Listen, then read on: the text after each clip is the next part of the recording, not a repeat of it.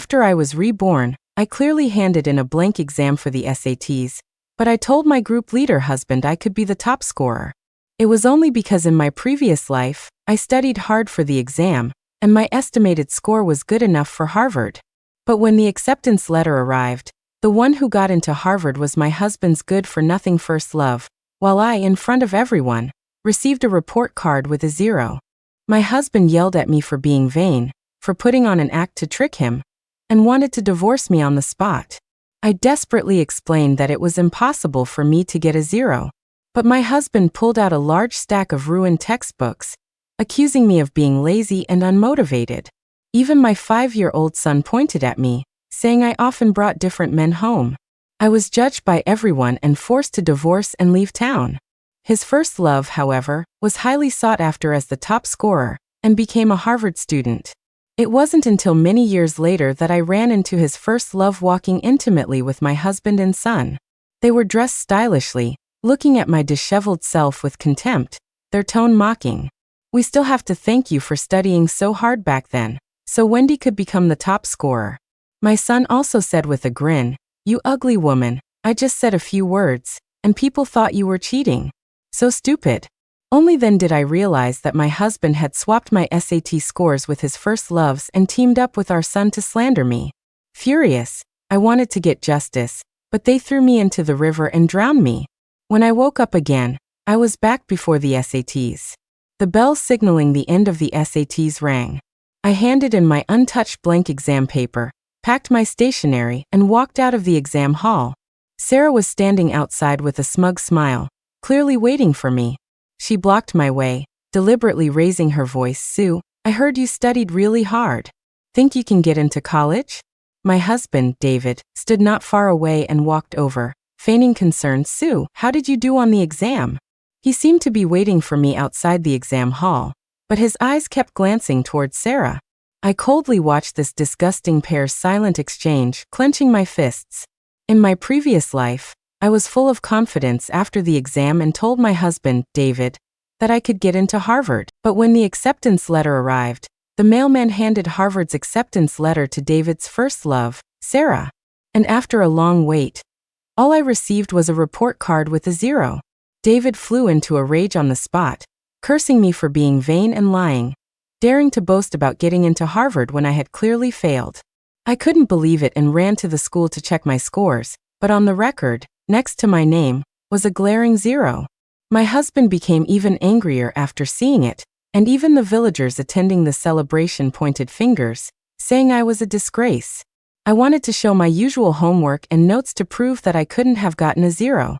But David threw out a stack of torn-up textbooks, cursing me for not trying to improve. "These are your textbooks, full of grease stains and doodles, and they're ruined." My 5-year-old son, Anthony David, suddenly pointed at me and shouted, "She often brings different men home when Dad isn't around. I hate her." The crowd instantly erupted, calling me shameless, a cheater, and morally corrupt. David immediately wanted to divorce me, disgustedly shooing me away. I couldn't understand what was happening, and was forced to leave the village overnight. Meanwhile, Sarah was basking in glory, not only becoming the top scorer, but also enrolling in Harvard. It wasn't until many years later that I met them in the city. They looked at me contemptuously. David said mockingly, "Thanks to you studying so hard back then, Wendy was able to become the top scorer." Anthony also grinned and said, "Stupid woman. I just said a few words, and they thought you were cheating on Dad, and you were done for." Only then did I understand that David had swapped my scores with Sarah, and had also conspired with Anthony to frame and slander me. Unwilling to accept this, I wanted to fight for justice for myself, but they pushed me into the river and drowned me. Thinking about my past life's experiences, I wished I could skin them alive and break their bones. Now Sarah was still gloating, her smile confident of victory. David looked at me eagerly, a calculating glint in his eyes. I sneered inwardly but kept my face calm. "Don't worry, I can get into Harvard." The triumphant smiles that instantly appeared on their faces, and David also seemed to congratulate me happily. "I knew you could get in." Looking at their smug expressions, I also curled my lips. "When the results come out, you better be this happy too." After all, I got into Harvard through a special early admission track. I turned in blank papers in the exam hall. David came on his bicycle and looked at me apologetically. Wendy is an educated youth, and her home is far away. As the group leader, I have an obligation to send her home safely. He said it so righteously, and Sarah immediately showed a grateful expression, looking at him affectionately. I sneered, too lazy to expose them, turned around and left. When I got home, Anthony was sitting on the Kong bed, casually messing with my treasured books. He used to be so nice to me, supporting my college entrance exams. Now that the SATs were over, they all stopped pretending. Seeing me return, Anthony lifted his chin, his expression arrogant. "Bad woman, why are you back so late? You're old and married and still taking the SATs, making me miss dinner. I'm starving to death because of you. Hurry up and make me dinner." I walked past him towards the inner room, my tone cold. "Figure it out yourself, I'm not cooking." He froze, then screamed, "I want egg custard, make it for me now." He rushed over and kicked my stool, wailing loudly, deliberately wiping his snot on the tablecloth. "Bad woman, you're not making me food, you're lazy, I don't want you as my mom anymore." David pushed the door open, holding a piece of hibiscus cake wrapped in oil paper. He sternly reprimanded Anthony. "How dare you talk to your mom like that?" But there was no blame in his eyes. He pushed the pastry towards me. "Honey, I bought this especially for you." The oil paper was yellowed, its edges already damp, emitting a faint moldy smell. It was clearly old stock from the Supply and Marketing Cooperative. David, however, didn't seem to care at all, his face beaming with joy. "Honey, you got into Harvard. You must be the top scorer, right? I'm going to tell the villagers the good news and celebrate properly." David happily turned and left. For the next few days, he was out early and back late. Many people saw him walking with Sarah. Although on the surface it was an excuse to look after a comrade, a man and a woman together inevitably led to gossip. My neighbor, Mrs. Wong, was chatting with a few friends. Seeing me pass by, she said mysteriously, "Sue, you need to pay attention to this. I've seen your man hanging out with a young educated woman these past few days. It's a big problem. You're always cooped up at home saying you're studying for the SATs, you're going to turn into a bookworm. Now someone's even trying to steal your man." I smiled and said nothing. Of course, I knew that David was not only seeing Sarah frequently but also buying her things, spending his salary and allowances on her. But the happier they were now, the harder they would fall in the future. A few days later, David came home, beaming and excitedly saying he was going to throw a celebration party. "The acceptance letter will arrive tomorrow. We'll open it at the celebration party and let all the villagers witness it." Looking at David's excited face, I didn't refuse. On the eve of the celebration feast, I heard the sound of tearing paper coming from the room. Walking to the door, I saw Anthony packing my textbooks and notebooks into a bundle to hide them. Then he took out a few other textbooks, scribbled on them, blackened them with charcoal, tore them into pieces, and put them in my desk. As he destroyed them, he muttered, "I hate you. You stinky woman, bad woman. It's all your fault for stealing Aunt Wendy's spot. That's why she can't be my mom." Dad said only an educated youth from the city like her can be my mom. A country woman isn't good enough. I stood outside the door, watching him curse me, and suddenly understood that the destroyed textbooks from my previous life were also his doing. After Sarah received her acceptance letter, she also showed off her full notebooks and textbooks, boasting about how hard it was for her to prepare for the exam. I really thought she had secretly studied hard and passed. It turned out that Anthony had given my materials to Sarah, and then framed me with a pile of ruined textbooks. I don't know when it started, but he often mentioned Sarah, was extremely close to her, and became increasingly bossy towards me. Get lost. I want Aunt Sarah to be my mom. Dad said you're a country bumpkin. Aunt Sarah can play the piano, what can you do? David pretended to hit him, and told me not to take a child's words to heart. But behind my back, he told him a man should have his own opinions. There's nothing wrong with wanting an educated mother. I always thought that since he was young he could be taught better, but in the end, I was proven wrong. At dawn, David started preparing for the celebration feast early in the morning. The villagers came with eggs and brown sugar to congratulate us, their faces wreathed in smiles. David stood at the door welcoming guests, telling everyone, when Sue's acceptance letter arrives, I'll treat everyone to drinks. Sarah arrived the latest but was dressed the most eye-catchingly. She wore a brand new dress, her hair permed into fashionable waves. As soon as she entered, she affectionately linked arms with David. Brother David, congratulations. Sue will be a top student at Harvard from now on. I heard she's even the top scorer. She flashed me a brilliant smile, with a hint of schadenfreude hidden in her eyes. Maybe we can even be classmates. Mrs. Lee held Sarah's hand and asked, did educated youth Sarah also get into Harvard? Sarah smiled demurely. I just took it casually. I don't know my scores yet. Then she added inadvertently, I probably did pretty well, but not as good as Sue, of course. Anthony clung to Sarah and couldn't help but say, that's not true. She's definitely not as good as Aunt Wendy. Everyone looked at each other and Sarah giggled. Sue, I'll take your son's auspicious words. Maybe I really will get good grades. I looked at her and said meaningfully, oh really? Then let's wait and see. After a long wait, the acceptance letter didn't arrive. The mailman never came. The school's grade report, however, arrived first. David's eyes lit up, and he immediately went forward to take it. Sue, you're going to be the top scorer. Your score must be really high, right? Let the villagers see. He smiled maliciously, immediately tore open the envelope, and pulled out the report card inside. The next moment, his face first relaxed, then contorted with rage. He slammed the report card on the table and roared, 0 points.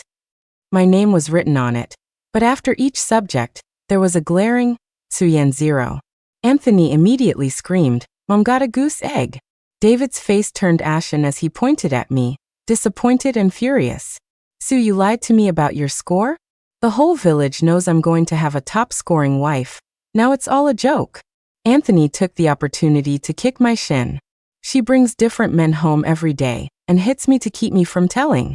She's definitely not cut out for studying. At these words, everyone was shocked and kept accusing me. Sarah rushed forward and pulled Anthony into her arms. Are you crazy? You abused your own son just to cheat on your husband? Even a vicious tiger doesn't eat its cubs. Her expression was furious as she righteously accused me. Anthony immediately cooperated by wailing loudly, clearly articulating my various crimes. David also looked at his son guiltily. It's all my fault. I'm usually busy with work and thought Sue could take good care of the child. I didn't expect her to be this kind of person. I must have been blind to marry such a vain and vicious woman like you. You just pretend to study at home every day, don't go to work, don't do any chores, and don't even take care of your son.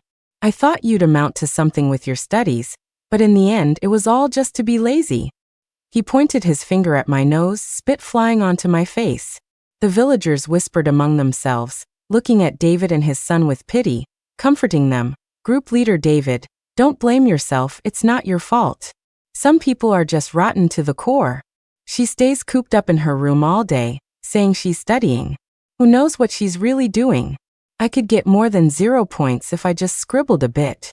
All she does is eat and be lazy. A woman like that should be kicked out of the village. The crowd gradually closed in, their eyes filled with contempt. David watched coldly, a faint smile even playing on his lips. Sarah stood beside David, the two of them watching me being surrounded like they were watching a play. Anthony picked up a clod of dirt from the ground and threw it at me. You're not my mom, I only want Aunt Sarah. His small face was contorted, his eyes filled with hatred. David reached out and patted his son's head, then turned to me with a cold smile. Did you hear that? Even your son doesn't want you anymore. The villagers' curses grew louder, and some even started pushing me. Looking at the crowd's indignant and disgusted expressions, I remained calm and said, Who said I didn't get into Harvard? David sneered, shaking the report card. It's written here in black and white, 0 points. Are you dreaming? The courtyard erupted in laughter. Sarah covered her mouth and chuckled. Sue, getting a 0 isn't shameful. Why did you have to lie? It looks like only I can go to Harvard. Before I could speak, there was a commotion outside the door. The director of the admissions office rode his bike to the courtyard gate, his face flushed with excitement. It's here, Harvard's acceptance letter. Sarah's face lit up. She walked over impatiently and said, Director Lee, You're too kind. David supported her with a pained expression. Don't be afraid, I'll definitely get justice for you. Director Lee's face turned ashen. David, as a cadre, you must be responsible for what you say. David stuck his neck out. What I said is the truth. Sue is a liar. Sarah took the opportunity to lunge forward again. It's Sue, that bitch, who's behind this. Director Lee, you're engaging in favoritism and fraud. Her hair was disheveled, her eyes bloodshot. She suddenly rushed forward and actually snatched the acceptance letter. Director Lee sternly rebuked. Nonsense. I'm warning you. Return the acceptance letter immediately. It belongs to Sue. Sarah, however, didn't listen at all. She snatched the acceptance letter and immediately tore it open. However, my name was clearly at the top. Her entire face contorted as she examined it over and over, viciously saying it was impossible. I calmly said, even if you stare a hole through it, the name on it won't be yours. Sarah abruptly looked up, her eyes bloodshot. Suddenly, she gave a strange smile and tore the acceptance letter in half. Sue, why should you be able to go to Harvard? You didn't even take the SATs. You must have pulled some strings. The pieces fluttered to the ground. Director Lee was furious and shouted sternly, Sarah, you're too outrageous. Not only did you slander other comrades, but you also tore up an acceptance letter. I'm going to discipline you. Sue is a special admission student at Harvard, a special talent. She got in through a legitimate assessment, which is several times harder than the SATs. With Director Lee's explanation, Sarah completely broke down and slumped to the ground. The onlooking villagers pointed fingers at her. So embarrassing, and she's an educated youth from the city too. I didn't expect her to have such a personality, you couldn't tell usually. Sarah's eyes were vacant as she muttered, impossible. David hurriedly explained. Wendy was just momentarily agitated. She didn't mean anything else. Who knows how Sue got admitted? She's morally corrupt, capable of anything, and doesn't deserve to be a Harvard student. David stared at me with cold eyes and sneered. Sue is lazy and idle at home all day. She doesn't study at all. She doesn't even care if her textbooks are torn. What real talent could she have? He gave Anthony a look, and his son immediately brought out a pile of tattered textbooks. Mom ruined all of these. Director Lee frowned as he looked through the books, which were indeed covered in graffiti and tears. David continued. Sue definitely took the special admission because she couldn't pass the SATs, so she resorted to petty tricks. Who knows what methods she used to get the acceptance letter? Director Lee, I demand a re-examination of Sue's admission qualifications. There's definitely something wrong with her. I chuckled softly, completely unconcerned. David, still excited, looked at me in confusion. Sue, you're about to die, and you still dare to be so arrogant. I simply said, these aren't my textbooks. His expression changed slightly. You still dare to argue? Anthony saw it with his own eyes. I turned and walked into the house, dragging out a wooden box from under the bed. Opening the box, inside were neatly arranged sets of textbooks, with clear and tidy notes. Anthony's face changed drastically. Impossible. He suddenly shut his mouth, glaring at me resentfully. I said confidently, these are my notes and textbooks. The ones Anthony brought out were deliberately used by them to slander me. Director Lee picked up my textbooks and examined them carefully, then compared them to the tattered books Anthony had brought out. Indeed, from these notes, one could see how much effort had been put in. The villagers began to whisper, looking at David with suspicion. Mrs. Wong was the first to speak. Group leader David, this wasn't done right. Exactly, how can he help outsiders slander his own wife? I told you there was something wrong with their relationship. Just watch. Anthony suddenly shouted, she's cheating on Dad. I saw it with my own eyes. The courtyard instantly fell silent. I wasn't flustered. I stared at him and coldly retorted, oh, who was I cheating with? Anthony choked, stammered for a long time, and finally blurted out a name. It was Uncle Wong from the village entrance. Rich Wong, who was standing in the crowd, immediately jumped up as if his butt was on fire. Bullshit. I haven't even spoken to sister-in-law Sue. Stop trying to frame me. Anthony randomly pointed again. It was Leo Lee. Leo Lee's wife immediately grabbed her husband's ear. You dare? Leo Lee repeatedly begged for mercy. Honey, we're together every day. Don't you know I have no connection with Sue at all? It's just the kid talking nonsense. Seeing that the time was right, I looked at Anthony and David with red eyes. Why did you destroy my textbooks? Why did you slander me for cheating? Fellow villagers, please judge. Why are they trying to harm me like this? I work from dawn till dusk every day, just to send Anthony to school. In the end, this father and son duo teamed up to slander me, and even tried to steal my acceptance letter. I wiped away my tears, and for a moment, everyone sided with me. Director Lee said with a grim face, "Group leader David, you two have gone too far." Anthony suddenly burst into tears. "I want Aunt Sarah to be my mom." This sentence stunned everyone. Mrs. Wong had a sudden realization, so it was for that Sarah. David's face turned ashen. He grabbed his son and said, "Let's go home." He started to drag his son away, but I stopped them. "Hold on, we need to clear things up today." Director Lee also shouted sternly, "This matter must be explained." Just then, the sound of a car horn came from the village entrance. The county leader walked into the courtyard with two cadres. "Comrade David, someone has reported you for abuse of power and suspicion of SAT cheating." The whole place instantly, "Report what? I'm innocent, this is slander." The leader said sternly, "Please come with us and cooperate with the investigation." Anthony hid behind David in fear, wailing. David was still being stubborn, but his legs went weak. "No, you have no evidence. Why should you arrest me based on an anonymous letter?" The leader produced a file bag. "This is the report material. The evidence is conclusive." David's legs gave out, and he nearly knelt on the ground. In the crowd, Sarah's expression also changed, and she quietly shuffled backward. David turned his head and saw her, grabbing her wrist. "Wendy, explain for me, I didn't do it." Sarah violently shook off David's hand, panicking, "You did it alone, it has nothing to do with me." David stared in disbelief. "Wendy." The leader said sternly, "Please come back with us immediately to be investigated." David suddenly pointed at Sarah. It was her. She instigated all of this. All eyes instantly focused on her, and Sarah jumped up as if scalded. "You're framing me. I don't know anything. It has nothing to do with me." David said bitterly, "It was Sarah who instigated me to swap Sue's scores with hers, because Sarah didn't prepare for the exam at all. She couldn't get into college, so she wanted to steal the scores of Sue, who did well."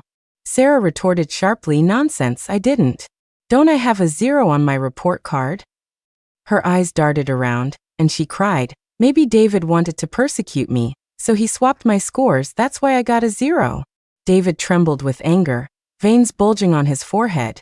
"It was clearly you pestering me every day to change the scores." David suddenly knelt down, decisively saying, "Leader, I confess." He pointed at Sarah. "It was Sarah. She threatened me with my son, forcing me to change her grades. If I didn't change them, she would kill my son and wife. If Sue hadn't gotten in through special admission, she would have succeeded." Sarah screamed, "You're lying, I didn't. You have no proof. You just want to drag me down with you." The leader frowned and simply waved his hand. "All right, neither of you have evidence, so you'll both go for investigation. Comrade Sarah, you also need to cooperate with the investigation." David clung desperately to the doorframe. "I'm not going. I was forced." Sarah turned to run but was grabbed by a militiaman. The villagers pointed fingers, someone spat. "Neither of them are good, it's dogs biting dogs." The leader waved his hand. "Take them away." Sarah struggled, crying, "I'm innocent." David rushed over and grabbed me, kneeling on the ground as if clutching a lifeline. "Honey, say something for me, give me another chance." I sneered. "I wrote the anonymous letter. How could I possibly save him?" "David, I won't save someone who wants to harm me. I'm filing for divorce from you. From now on, we have no relationship." David's face turned deathly pale. "No, I know I was wrong. You can't do this. I don't agree to a divorce." I said lightly, "Whether we divorce or not is not up to you. From the moment you betrayed me, there was no love left between us." I stopped looking at David and turned to the leader. "I am determined to get a divorce. Please approve it, sir." David said eagerly, "Honey, I know I was wrong, but I was forced to." He turned and pointed at Sarah. "It was this bitch who forced me, and she even threatened me with our son. She was the one who tore up the acceptance letter. You should be going after her." The leader frowned and looked at Sarah. What do you have to say about this? Sarah's face contorted. David, you bastard, you're framing me. You were the one who offered to change my grades, saying you wanted to dump Sue. Are you even a man? David hurriedly interrupted her. Shut up. You were the one pestering me every day. I've had enough of you. He turned to me, his tone gentle. Honey, I was just confused for a moment. I only love you. We've been together for so many years. You can't just divorce me like this. I shook off his hand that was holding mine and sneered. David, you're a normal person. No one can make you do something you don't want to do. Love. Did you think about love when you switched my grades? David's face turned shades of green and white as he hurriedly tried to explain. It's all Sarah's fault. I was just confused by her. My heart is only with you. Sarah screamed. David, you'll die a horrible death. I coldly pushed David's hand away. There's no room for discussion about the divorce. David suddenly pulled Anthony over. A child can't be without a mother. For our son's sake. Won't you even look at him? Anthony, however, didn't understand any of this. He struggled desperately. I want Aunt Wendy. Not her. I sneered. Did you hear that? Your son said it himself. He only wants his Aunt Wendy. David's face turned livid. He's just a child. He doesn't know any better. Teach him a few more times and he'll understand. Doesn't know any better? He knew very well when he was slandering me for cheating. Anthony suddenly rushed over and kicked me, screaming, You stole Aunt Wendy's things. Aunt Sarah is the top scorer. David quickly covered his son's mouth. He's been corrupted by Sarah. It has nothing to do with me. You little brat, apologize to your mom right now. Anthony glared at me defiantly. She's not my mom. Dad's lying. You were the one who said you'd help Aunt Sarah. The leader raised his hand to stop them. Enough. He turned to me and nodded with a serious face. Comrade Sue, your divorce application has been approved. The procedures will be completed soon, so it won't delay you from going to school. David suddenly dropped to his knees with a thud. Honey, I was wrong. He clung tightly to my leg, tears streaming down his face. Give me another chance. I'll treat you well. I won't let you. I easily dodged him. Take your good son and get lost. The leader frowned and signaled the militiamen, take them away. David was still struggling. Honey, please. I walked out without looking back. Behind me came his hysterical cries. Sue, you'll regret this. I didn't turn back. You're the one who will regret it. Wait for jail time. With that, I strode away and never looked back. Although the acceptance letter was torn, with Director Lee and the leader vouching for me and writing an explanation, I boarded the train to start school as scheduled. At the train station, I was waiting on the platform. David suddenly rushed out from the crowd. Honey. He was disheveled, with a full beard, looking as dejected as a homeless man. I've been fired. I don't have a penny in my pocket. Honey, I know I was wrong. Please forgive me. My son tugged at the corner of my clothes. Mom, take me to Beijing with you. Are you going to abandon me just because you got into Harvard? I shook off his hand. Now you know to call me Mom? David looked at me pleadingly. Although I did something wrong to you, you still got into college and didn't lose anything. I looked at him coldly, feeling an uncontainable anger in my heart. If I hadn't gotten in through early admission, I'd be ruined by now. David, I imagine things would look quite different then, wouldn't they? A flicker of guilt crossed his eyes, but he quickly became defiant again. Well, that didn't happen, so what's the point of saying all this? It's all that bitch Sarah's fault. I never intended to betray you. I cut him off. Enough. The three of you are each more disgusting than the last. David suddenly hugged my leg. Please give me another chance. I kicked him away. Get lost. My son sat on the ground crying. You cruel woman. I picked up my luggage. Compared to what you've done, I'm being too merciful. In my previous life they never gave me. Let me on the train. I got into Harvard. I'm going to Harvard to register. She suddenly grabbed a passerby. My acceptance letter was stolen. Give me back my acceptance letter. The passerby backed away in fear. Are you crazy? A station attendant rushed over upon hearing the commotion. Comrade, please calm down. Sarah laughed hysterically. What do you know? I'm a Harvard freshman. Someone whispered, it's that crazy woman again. After Sarah's Harvard dream was shattered, she was pointed at and gossiped about, and her mental state deteriorated. And with a stain on her record, She couldn't return to the city at all, wandering around deliriously, claiming she got into Harvard. She was running around everywhere. Seeing David, her eyes lit up, and she ran over. "Brother David, quick, tell them I'm a Harvard student." David disgustedly pushed her away. "Get lost, crazy woman." Sarah froze, her hair as messy as dried grass. She suddenly screamed, "You said you'd get me into Harvard." David stumbled back in panic. "Crazy woman, I don't know you." Sarah, however, seemed to have been provoked and lunged forward. "Liar, it's all your fault." The crowd on the platform gasped as she shoved David hard. Caught off guard, David only had time to grab Sarah as they both fell. The two of them tumbled off the platform and landed right on the train tracks. Woo! The train whistle blew, getting closer and closer. Amidst a chorus of screams, Sarah was still laughing. "I got into Harvard." In an instant, she was run over. David scrambled away at the first opportunity and luckily survived. But he lost both his legs and could only use a wheelchair. I just watched this scene, lost in the crowd like countless other passers-by, pausing briefly, then quickly leaving. I boarded the northbound train without looking back, never glancing at the chaos again. It wasn't until many years later when I returned to my hometown to visit relatives that I heard David and Anthony had also died. David died of a wound infection, wailing in bed for 3 months before finally passing. And Anthony also fell into the water and drowned that winter. His body wasn't found until spring. I didn't pay it any mind. Old forgotten matters had long since faded, and a brand new life full of hope was already in my hands. The end.